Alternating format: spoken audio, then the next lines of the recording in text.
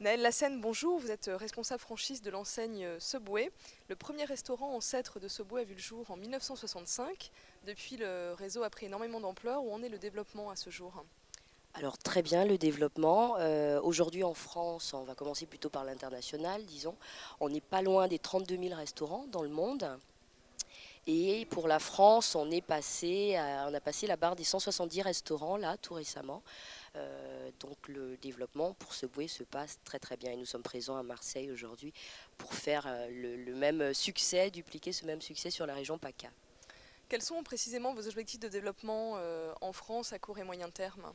Alors on a l'objectif très affiché d'atteindre 300 restaurants pour fin 2010. Et on est en bonne voie parce que je vous disais tout à l'heure, on est à 170 restaurants, donc on a beaucoup de travail encore pour l'année et demie à venir. Sur quel type d'emplacement s'implante Subway? Est-ce qu'il y a des zones encore prioritaires que vous voulez pourvoir en France? Tout à fait. Mais par exemple, la région PACA est une région vraiment à très fort potentiel et où on a très peu de restaurants encore. La région lyonnaise également, la région parisienne, plus précisément la banlieue, sont des régions prioritaires pour nous aujourd'hui dans le développement.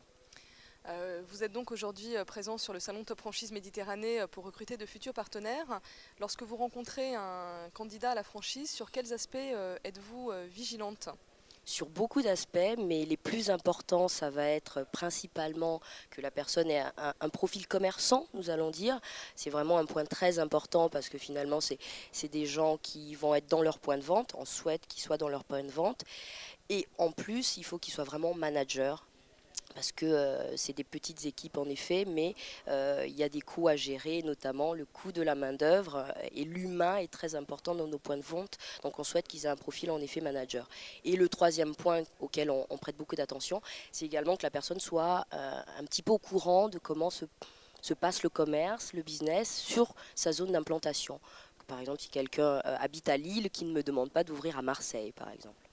Est-ce qu'on peut revenir un petit peu sur les conditions d'accès au réseau? Est-ce que ça nécessite un gros investissement pour un futur franchisé? Non, contrairement en effet à la majorité des réseaux en restauration, nous avons vraiment un modèle économique très réduit et des coûts très maîtrisés. Donc aujourd'hui, pour pouvoir ouvrir un Subway en France, il faut compter dans les 250 000, 300 000 euros, tout compris le projet. Donc un apport entre 80 et 100 000 euros pour le franchisé lui-même. Il y a beaucoup d'acteurs en France sur le secteur de la restauration rapide. Quel intérêt un candidat a-t-il à rejoindre spécifiquement votre réseau plutôt qu'une autre enseigne? Énormément de raisons, mais principalement parce que déjà nous sommes le plus grand réseau mondial de franchises, avec pas loin donc de 32 000 restaurants. Ensuite parce qu'on est vraiment une alternative à la restauration dite traditionnelle rapide, où il y a beaucoup de gras notamment. Et ensuite parce que le client peut faire et choisir totalement son sandwich, sa salade ou son wrap, et préparé en plus sous ses yeux.